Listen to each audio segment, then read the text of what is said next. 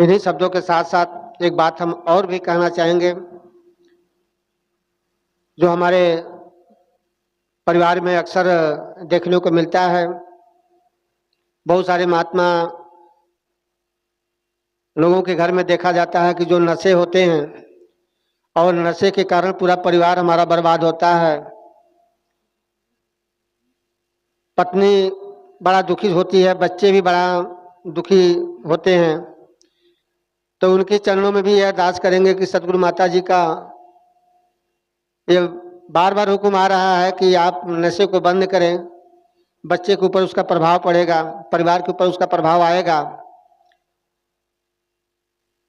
और जब हम नशा करते हैं सत्संग जी, तो नशे के धुंध में आकर के हम गलत काम करते हैं।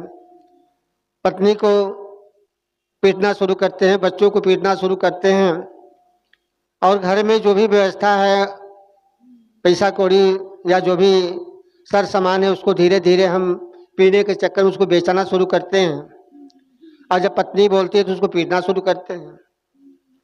तो उससे होता है क्या कि सत्संग जी, वह घर जो है एक नरक बन जाता है। और सत्संग जी, फिर उस घर में लक्ष्मी का वास नहीं हो पाता है। ताओ सत्संग जी,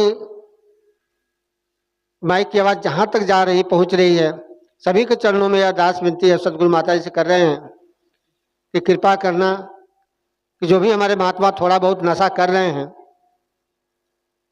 उसको बंद करें और अपने परिवार को दुलार प्यार दें। क्योंकि हर घर की परिवार जो होती है, घर की लक्ष्मी होती हैं, उनका सम्मान करना, उनका आदर करना मेरा धर्म बनता है। ज्ञान ने हमें यही सिखाया है, सदगुरु ने हमें यही सिखाया है कि पत्नी कैसा भी हो, वो घर की हमारी लक्ष्मी है। हमारा धर्म बनता है उसका आदर सम्मान करना, उसका सेवा करना, कंधे से कंधे मिला करके हर कार्य करते समय आपस में कोई भी काम करना है, आपस में मिला जुला करके ही काम करना चाहिए।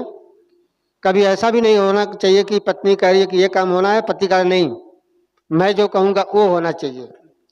सत्संग जी, आनंद तो जीवन में तभी आता है जब हम दोनों मिलके जब इस जीवन की गाड़ी को जब चलाते हैं, और जब दोनों में खटपट होती है सत्संग जी, तो जीवन जीने का जो आनंद होना चाहिए वास्तव में वो मिल नहीं पाता है।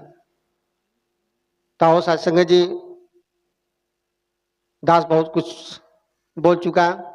दास के बोलने के दौरान कुछ टूटी फूटी शब्द आ गई होगी, तो दास को अपना बच्चा समझ के बख्श लेना। सत्संग जी, हुजूर सच्चे पातशाह सतगुरु माता जी के चरणों में यही अरदास प्रार्थना करता है कि हे माता जी, सबके जीवन में, सबकी झोली में सुख बख्श दिया, सबके जीवन में सत्संग सुमिरन सेवा सबकी झोली में डाल दिया, सबके शक्ति दा, बल दा, ताकत दा।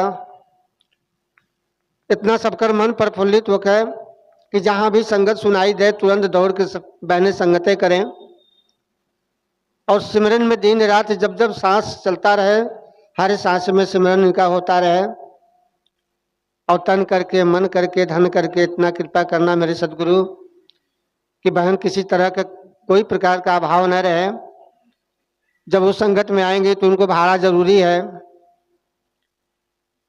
जब संगत में उनको आना होगा तो उनका शरीर स्वस्थ होना जरूरी है। कोई भी काम करने के लिए उनके अंदर हिम्मत और ताकत होना जरूरी है। तो सदगुरु मेरे दीनदयाल, तू बहुत दयालु है, तू सब कुछ देगा। आपके बच्चे हैं, सब भोले भाले हैं, कृपा करके सबकी झोली बख्श देना जी। प्यार से कहना, धन्यवाद जी।